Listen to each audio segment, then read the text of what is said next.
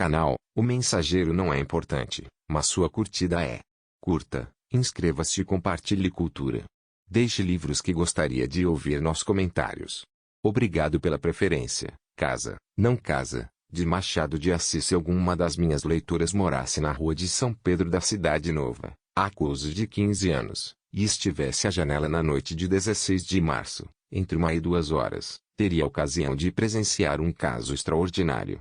Morava ali, entre a Rua Formosa e a Rua das Flores, uma moça de 22 anos, bonita como todas as heroínas de romances e contos, a qual moça na sobredita noite de 16 de março, entre 1 e 2 horas, levantou-se da cama e a passo lento foi até a sala com uma luz na mão. Não estando as janelas fechadas, a leitora, caso morasse defronte, veria nossa heroína pousar a vela sobre um aparador, abrir um álbum, tirar um retrato, que não saberia se era de homem ou de mulher, mas que eu lhe afirmo ser de mulher. Tirado o retrato do álbum, pegou a moça na vela, desceu a escada, abriu a porta da rua e saiu. A leitora ficaria naturalmente assombrada com tudo isto, mas que não diria quando a visse seguir pela rua acima, voltar à das Flores, ir até a do Conde e parar à porta de uma casa. Justamente à janela dessa casa estava um homem, rapaz ainda, 27 anos, olhando para as estrelas e fumando um charuto. A moça parou.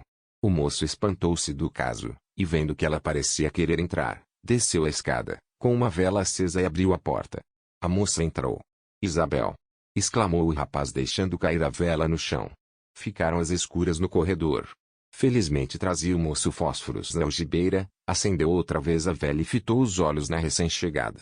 Isabel, tal era o seu verdadeiro nome, estendeu o retrato ao rapaz, sem dizer palavra, com os olhos fitos no ar. O rapaz não pegou logo no retrato. Isabel! Exclamou ele outra vez, mas já com a voz sumida. A moça deixou cair o retrato no chão, voltou as costas e saiu. O dono da casa ainda mais aterrado ficou. Que é isto? Dizia ele, estará louca. Pôs a vela sobre um degrau da escada, saiu à rua, fechou a porta e seguiu lentamente atrás de Isabel, que foi pelo mesmo caminho até entrar em casa. O mancebo respirou quando viu Isabel entrar na casa, mas ficou ali alguns instantes, a olhar para a porta, sem nada a compreender e ansioso por que chegasse o dia.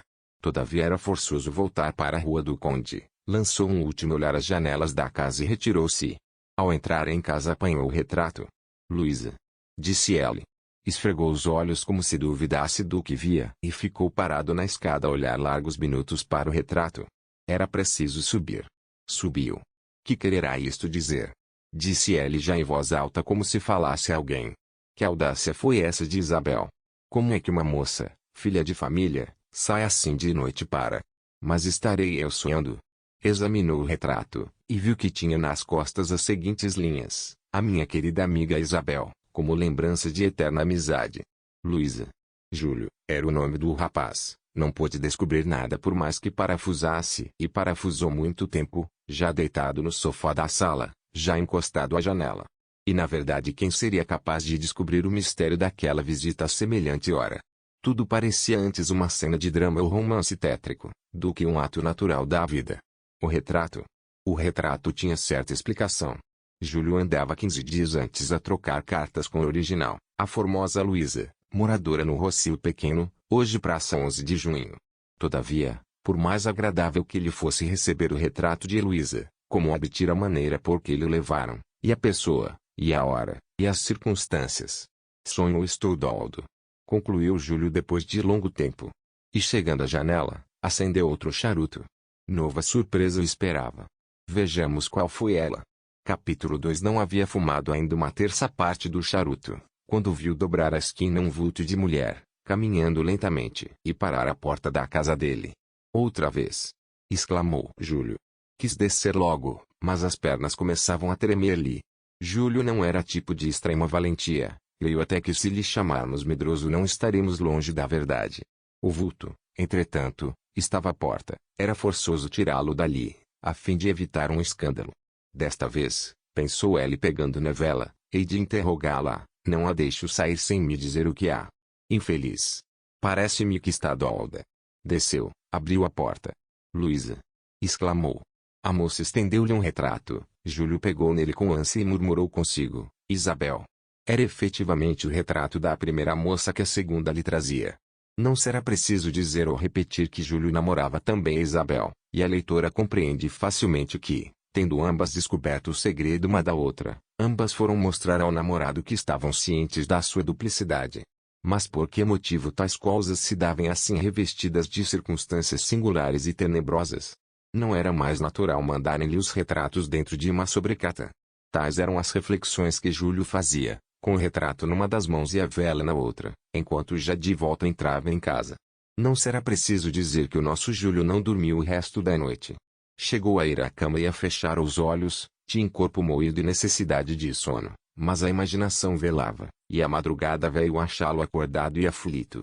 No dia seguinte foi visitar Isabel, achou-a triste, falou-lhe, mas quando quis dizer-lhe alguma coisa do sucesso, a moça afastou-se dele, talvez porque adivinhasse o que ia ela dizer-lhe, talvez porque já estivesse aborrecida de ouvir. Júlio foi à casa de Luísa, achou-a no mesmo estado, as mesmas circunstâncias se deram. É claro que descobriram o segredo uma da outra, dizia ela consigo. Não há remédio senão desfazer a má impressão de ambas. Mas como se me não querem ouvir. Ao mesmo tempo desejava explicação do ato atrevido que ontem praticaram, salvo se foi sonho meu, o que é bem possível. Ou então estarei doldo. Antes de ir adiante, e não será longe porque a história é pequena, convém dizer que este Júlio não tinha paixão real por nenhuma das duas moças. Começou o namoro com Isabel por ocasião de uma ceia de Natal, e travou relações com a família que o recebera muito bem. Isabel correspondeu um pouco ao namoro de Júlio, sem todavia lhe dar grandes esperanças porque então andava também a corda de um oficial do exército que teve de embarcar para o sul. Só depois que ela embarcou foi que Isabel de todo se voltou para Júlio. Ora, o nosso Júlio já então lançara suas baterias contra outra fortaleza, a formosa Luísa, amiga de Isabel, e que desde princípio aceitou o namoro com ambas as mãos. Nem por isso rejeitou a corda que lhe dava Isabel, manteve-se entre as duas sem saber qual delas devia preferir. O coração não tinha a este respeito opinião assentada. Júlio não amava, repito, era incapaz de amar. Seu fim era casar com uma moça bonita, ambas o eram, restava-lhe saber qual delas lhe convinha mais. As duas moças, como vimos pelos retratos, eram amigas, mas falavam-se de longe em longe, sem que nessas poucas vezes houvessem comunicado os segredos atuais do seu coração. Ocorreria isso agora e seria essa a explicação da cena dos retratos. Júlio pensou efetivamente que elas haviam enfim comunicado o seu namoro com ele, mas custava-lhe a crer que tão atrevidas fossem ambas, que saíssem da casa naquela singular noite. À proporção que o tempo se passava, Júlio inclinava-se a crer que o fato não passasse de uma ilusão sua. Júlio escreveu uma carta a cada uma das duas moças, quase do mesmo teor, pedindo a explicação da frieza que ambas ultimamente lhe mostravam. Cada uma das cartas terminava perguntando se era tão cruelmente que se devia pagar um amor único e delirante. Não teve resposta imediatamente como esperava, mas 2 dias depois, não do mesmo teor, mas no mesmo sentido. Ambas lhe diziam que pusesse a mão na consciência. Não há dúvida, pensou ele consigo, estou pilhado. Como sairei eu desta situação? Júlio resolveu atacar verbalmente as duas fortalezas. Isto de cartas não é bom recurso para mim, disse ele, encaremos o inimigo, é mais seguro. Escolheu Isabel em primeiro lugar. Haviam já passado 6 ou 7 dias depois da cena noturna. Júlio preparou-se mentalmente com todas as armas necessárias ao ataque e à defesa e dirigiu-se para a casa de Isabel, que era como sabemos na rua de São Pedro. Foi-lhe difícil achar-se a sós com a moça, porque a moça que das outras vezes era a primeira a buscar a ocasião de lhe falar, agora esquivava-se a isso. O rapaz entretanto era teimoso, tanto fez que pôde pilhá-la numa janela, e aliás abrupto disparou-lhe esta pergunta: não me dará explicação dos seus modos de hoje e da carta com que respondeu a minha última? Isabel calou-se. Júlio repetiu a pergunta, mas já com um tom que exigia resposta imediata. Isabel fez um gesto de aborrecimento e disse: respondo o que lhe disse na carta, ponha a mão na consciência. Mas que fiz eu então? Isabel sorriu-se com um ar de lástima. O que fez? Perguntou ela. Sim, o que fiz? Deveras, ignora. Quer que lhe jure? Queria haver isto, Isabel, essas palavras, são de um coração ofendido, interrompeu a moça com amargura. O senhor ama a outra. Eu. Aqui desisto de descrever o gesto de espanto de Júlio, a pena nunca o poderia fazer, nem talvez o pincel. Era o agente mais natural, mais aparentemente espontâneo que ainda se viu neste mundo, a tal ponto que a moça vacilou, e atenuou as suas primeiras palavras com estas: pelo menos, parece, mas como? Viu olhar com certo ar para Luísa, quando outro dia ela aqui esteve, nego. Nega? Pois bem, mas negará também que, vendo o retrato dela, no meu álbum, me disse: é tão bonita esta moça. Pode ser que o dissesse, creio até que o disse. Há coisa de 8 dias, mas que prova isso? Não sei se prova muito, mas em todo caso foi bastante para fazer doer a um coração amante. Acredito, observou Júlio, seria porém bastante para o audacioso passo que deu. Que passo? Perguntou Isabel abrindo muitos olhos. Júlio ia explicar as suas palavras, quando um primo de Isabel se aproximou do grupo e a conversa ficou interrompida.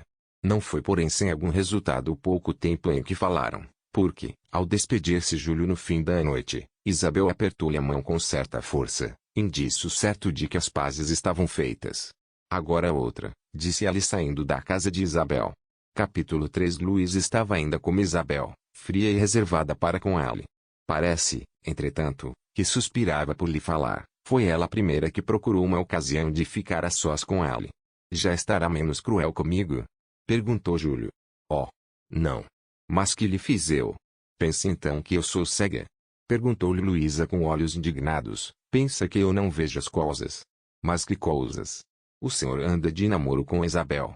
Oh, que ideia, original, não é? Originalíssima. Como descobriu semelhante coisa? Conheço aquela moça há muito tempo, temos intimidade, mas não há namoro nem tal ideia tive, nunca na minha vida. É por isso que lhe deito uns olhos tão ternos? Júlio levantou os ombros com um ar tão desdenhoso que a moça acreditou logo nele. Não deixou de lhe dizer, como a outra lhe dissera, mas para que olhou outro dia com tanta admiração para o retrato dela, dizendo até com um suspiro: que moça gentil, é verdade isso, menos o suspiro, respondeu Júlio. Mas onde está o mal em achar uma moça bonita, se nenhuma me parece mais bonita que você, e sobretudo nenhuma é capaz de me prender como você? Júlio disse ainda muito mais por este teor velho e gasto, mas de efeito certo, a moça estendeu-lhe a mão dizendo: então era engano meu? Oh, meu anjo! Engano profundo, está perdoado. Com uma condição. Qual? É que não há de cair em outra. Mas se eu não cair nesta, jure sempre. Pois juro. Com uma condição. Diga, por que razão não tendo plena certeza de que eu amava a outra, se a tivesse não me falava mais de certo, por que razão, pergunto eu, foi você naquela noite, o chá está na mesa, vamos tomar chá. Disse a mãe de Luísa aproximando-se do grupo. Era forçoso obedecer, e nessa noite não houve mais ocasião de explicar o caso. Nem por isso Júlio saiu menos contente da casa de Luísa. Estão ambas vencidas e convencidas, disse ela consigo, agora é preciso escolher e acabar com isto. Aqui é que estava a dificuldade. Já sabemos que ambas eram igualmente belas, e Júlio não procurava outra condição. Não era fácil escolher entre duas criaturas igualmente dispostas para ele. Nenhuma delas tinha dinheiro, condição que podia fazer pender a balança posto que Júlio fosse indiferente nesse ponto. Tanto Luísa como Isabel eram filhas de funcionários públicos que apenas lhes deixavam um escasso montepio. Sem uma forte razão que fizesse pender a balança, era difícil a escolha naquela situação. Alguma leitora dirá que por isso mesmo que eram de igual condição e que ela as não amava de coração, era fácil a escolha. Bastava-lhe fechar os olhos e agarrar a primeira que lhe ficasse à mão. Erro manifesto. Júlio podia e era capaz de fazer isso. Mas no mesmo instante que escolhesse Isabel ficava com pena de não ter escolhido Luísa, e vice-versa, donde se vê que a situação era para ele intricada. Mais de uma vez levantou-se ali da cama com a resolução assentada: vou pedir a mão da Luísa. A resolução durava-lhe só até o almoço. Acabado o almoço, ia ver, pela última vez, Isabel e logo afrouxava com pena de a perder. Há de ser esta. Pensava ela. E logo lembrava-se de Luísa e não escolhia nenhuma nem outra. Tal era a situação do nosso Júlio, quando se deu a cena que passo a referir no capítulo seguinte. Capítulo 4. 3 dias depois da conversa de Júlio com Luísa, foi esta passar o dia em casa de Isabel, acompanhada de sua mãe. A mãe de Luísa era de opinião que a filha era o seu retrato vivo, coisa que ninguém acreditava por mais que ela repetisse. A mãe de Isabel não ousava ir tão longe, mas afirmava que, no tempo de sua mocidade, fora ela muito parecida com Isabel. Esta opinião era recebida com incredulidade pelos rapazes e com resistência pelos velhos. Até o Major Soares, que fora o primeiro namorado da mãe de Isabel, insinuava que essa opinião devia ser recebida com extrema reserva. Oxalá porém fossem as duas moças como suas mães eram, dois corações de pomba, que amavam estremecidamente as filhas, e que eram com justiça dois tipos de austeridade conjugal. As duas velhas entregaram-se às suas conversas e considerações sobre arranjos de casa ou assuntos de pessoas conhecidas, enquanto as duas moças tratavam de modas, músicas, e um pouco de amores. Então o teu tenente não volta do sul? Disse Luísa. Eu sei. Parece que não. Tens saudades dele. E terá ele saudades de mim? Isso é verdade. Todos esses homens são assim, disse Luísa com convicção. Muita festa quando se acham presentes, mas ausentes são temíveis. Valem tanto como o nome que se escreve na areia. Vem a água e lambe tudo. Bravo, Luísa. Estás poeta. Exclamou Isabel. Já falas em areias do mar, pois olha, não namoro nenhum poeta nem homem do mar. Quem sabe? Sei eu. É então. Um rapaz que tu conheces, já sei, é o Avelar. Deus nos acuda. Exclamou Luísa. Um homem vesgo. O Rocha. O Rocha anda todo caído pela Josefina. Sim. É uma lástima. Nasceram um para o outro. Sim, ela é uma moleirona como ele. As duas moças gastaram assim algum tempo a tasquinhar na pele de pessoas que nós não conhecemos nem precisamos disso, até que voltaram ao assunto capital da conversa. Já vejo que não pode adivinhar quem é o meu namorado, disse Luísa. Nem você o meu, observou Isabel. Bravo. Então o tenente está pagando. É muito natural que as riograndenses o tenham encantado. Pois aguente-se. Enquanto Isabel dizia estas palavras, Luísa ia folheando o álbum de retratos que estava sobre a mesa. Chegando à folha onde sempre vira o seu retrato, a moça estremeceu. Isabel notou-lhe o movimento. Que é? Disse ela. Nada, respondeu Luísa fechando o álbum. Tiraste o meu retrato daqui? Ah! Exclamou Isabel, isso é uma história singular. O retrato foi passar às mãos de terceira pessoa, a qual afirma que fui eu que lhe levei à alta noite. Ainda não pude descobrir esse mistério. Luísa já ouviu de pé estas palavras. Seus olhos, muito abertos, fitaram-se no rosto da amiga. Que é? Disse esta. Sabes bem o que estás dizendo? Eu. Mas isso foi o que me aconteceu também com o teu retrato. Naturalmente era zombaria comigo e contigo. Essa pessoa, foi o Júlio Simões, o meu namorado. Aqui devia eu pôr uma linha de pontos para significar o que você não pode pintar. O espanto das duas amigas, as diferentes expressões que tomou a fisionomia de cada uma delas. Não tardaram as explicações. As duas rivais reconheceram que o seu namorado comum era pouco mais ou menos um patife, e que o dever de honra e de coração era tomar dele uma vingança. A prova de que ela nos enganava uma outra, observava Isabel, é que os nossos retratos apareceram lá e foi ela naturalmente quem os tirou. Sim, respondeu Luísa, mas é certo que eu sonhei alguma coisa que combina com a cena que ela alega. Também eu, sim. Eu sonhei que me haviam falado do namoro dele com você, e que, tirando o retrato do álbum, fora levá-lo à casa dele. Não é possível! Exclamou Isabel. O meu sonho foi quase assim, ao menos no final. Não me disseram que ela tinha namoro com você, mas eu mesmo a vi e então fui levar o retrato. O espanto aqui foi ainda maior que da primeira vez. Nem estavam só espantadas as duas amigas, estavam aterradas. Embalde procuravam explicar a identidade do sonho, e mais que tudo a coincidência dele com a presença dos retratos em casa de Júlio e a narração que este fizera da noturna aventura. Estavam assim nesta duvidosa e assustadora situação, quando as mães vieram em auxílio delas. As duas moças, estando à janela, ouviram-lhes dizer, pois é verdade, minha riqueza é Anastácia, estou no mesmo caso da senhora. Creio que a minha filha é sonâmbula, como a sua. Tenho uma pena com isto, e eu então, talvez casando-as, sim, pode ser que banhos de igreja. Informadas assim as duas moças da explicação do caso, ficaram um tanto abaladas, mas a ideia de Júlio e suas travessuras tomou logo o lugar que lhe competia na conversa das duas rivais. Que pelintra! Exclamavam as duas moças. Que velhaco! Que pérfido! O coro de maldições foi ainda mais longe. Mas tudo acaba neste mundo, principalmente um coro de maldições. O jantar interrompeu aquele. As duas moças foram de braço dado para a mesa e afogaram as suas mágoas num prato de sopa. Capítulo 5. Júlio, sabendo da visita, não se atreveu a ir encontrar as duas moças juntas. No pé em que as coisas se achavam era impossível evitar que descobrissem tudo, pensava ela. No dia seguinte, porém, foi de tarde à casa de Isabel, que o recebeu com muita alegria e ternura.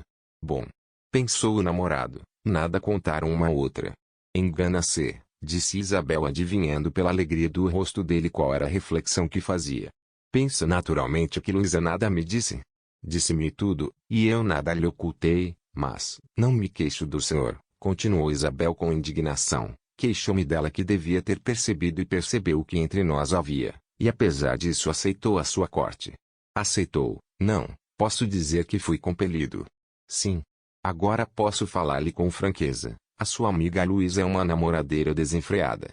Eu sou o rapaz, a vaidade, a ideia de passar tempo, tudo isso me arrastou, não a namorá-la, porque eu era incapaz de esquecer a minha formosa Isabel, mas a perder algum tempo, ingrato, oh. Não. Nunca, a boa Isabel. Aqui começou uma renovação de protestos da parte do namorado, que declarou amar mais que nunca a filha de Anastácia. Para ele a coisa estava resolvida. Depois da explicação dada e dos termos em que falara da outra, a escolha natural era Isabel. Sua ideia foi não procurar mais a outra.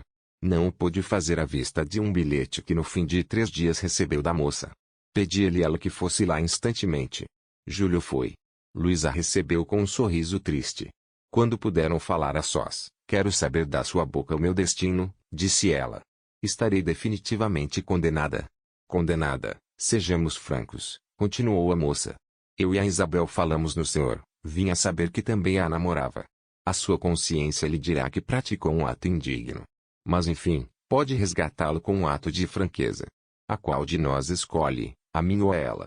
A pergunta era de atrapalhar o pobre Júlio, nada menos que por 2 grandes razões. A primeira era ter de responder em face, a segunda era ter de responder em face de uma moça bonita. Hesitou alguns largos minutos. Luísa insistiu, mas ela não se atrevia a romper o silêncio. Bem, disse ela, já sei que me despreza. Não importa, adeus. Ia voltar as costas, Júlio segurou-lhe na mão. Oh, não. Pois não vê que este meu silêncio é de comoção e de confusão. Confunde-me realmente que eu descobrisse uma coisa em que eu pouca culpa tive. Namorei-a por passatempo, não foi Isabel nunca uma rival só no meu coração. Demais, ela não lhe contou tudo, naturalmente escondeu a parte em que a culpa lhe cabia. E a culpa é também sua, minha. Sem dúvida. Pois não vê que ela tem interesse em separar-nos? Se lhe referir, por exemplo, o que se está passando agora entre nós, fique certa de que ela há de inventar alguma coisa para de todos separar-nos, contando depois com a sua beleza para cativar o meu coração, como se a beleza de uma Isabel pudesse fazer esquecer a beleza de uma Luísa. Júlio ficou satisfeito com este pequeno discurso, assaz astuto para enganar a moça. Esta, depois de algum tempo de silêncio, estendeu-lhe a mão. Jura-me o que está dizendo? Juro. Então será meu? Unicamente seu. Assim celebrou Júlio os 2 tratados de paz, ficando na mesma situação em que se achava anteriormente. Já sabemos que a sua fatal indecisão era a causa única da crise em que os acontecimentos o puseram. Era forçoso decidir alguma coisa, e a ocasião ofereceu-se-lhe propícia. Perdeu-a, entretanto, e dado que quisesse casar, e queria, nunca estivera mais longe do casamento. Capítulo 6. Cerca de 6 semanas foram assim correndo sem resultado algum prático. Um dia, achando-se em conversa com um primo de Isabel, perguntou-lhe se teria gosto em vê-lo na família. Muito, respondeu Fernando, era assim o nome do primo. Júlio não deu explicação da pergunta. Instado respondeu, fiz-lhe a pergunta por uma razão que saberá mais tarde. Quererá talvez casar com alguma das manas? Não posso dizer nada por hora. Olha aqui, Teixeira, disse Fernando, a um terceiro rapaz, primo de Luísa, e que nessa ocasião se achava em casa de Anastácia. Que é? Perguntou Júlio assustado.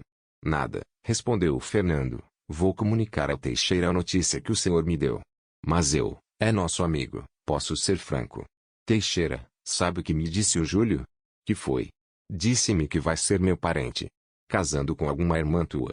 Não sei, mas disse isso. Não te parece motivo de congratulação? Sem dúvida, concordou Teixeira, é um perfeito cavalheiro. São obséquios, interveio Júlio, e se eu alguma vez alcançasse a fortuna de entrar? Júlio interrompeu-se, lembrou-se que Teixeira podia ir contar tudo à prima Luísa, e fosse inibido de escolher entre ela e Isabel. Os dois quiseram saber o resto, mas Júlio preferiu convidá-los a julgar o solo, e não houve meio de arrancar-lhe palavra. A situação, porém, devia acabar. Era impossível continuar a vacilar entre as duas moças, que ambas lhe queriam muito, e a quem ela queria com perfeita igualdade, não sabendo qual delas escolhesse. Sejamos homem, disse Júlio consigo. Vejamos, qual delas devo ir pedir? A Isabel. Mas a Luísa é tão bonita. Será a Luísa. Mas é tão formosa Isabel. Que diabo? Por que razão não há de uma delas ter um olho furado? Ou uma perna torta? E depois de algum tempo, vamos, senhor Júlio, dou-lhe 3 dias para escolher. Não seja tolo. Decida com isto por uma vez. E enfim, verdade é que uma delas há de odiar-me. Mas paciência. Fui eu mesmo que me meti nesta embrulhada, e o ódio de uma moça não pode doer muito. Avante. No fim de 2 dias ainda ele não tinha escolhido, recebeu porém uma carta de Fernando concebida nestes termos: meu caro Júlio. Participo-lhe que brevemente casarei com a prima Isabel, desde já o convido para a festa, se soubesse como estou contente. Venha cá para conversarmos. Fernando. Não é preciso dizer que Júlio foi às nuvens.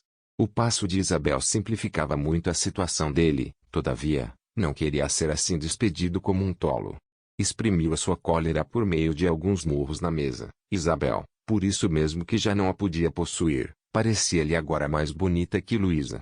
Luísa. Pois será Luísa. Exclamou ela. Essa sempre me pareceu muito mais sincera que a outra. Até chorou, creio eu, no dia da reconciliação. Saiu nessa mesma tarde para ir visitar Luísa. No dia seguinte iria pedi-la. Em caso dela foi recebido como sempre. Teixeira foi o primeiro a dar-lhe um abraço. Sabe, disse o primo de Luísa apontando para a moça, sabe que vai ser a minha noiva. Não me atrevo a dizer o que se passou na alma de Júlio, basta dizer que jurou não casar, e que morreu há pouco casado e com 5 filhos.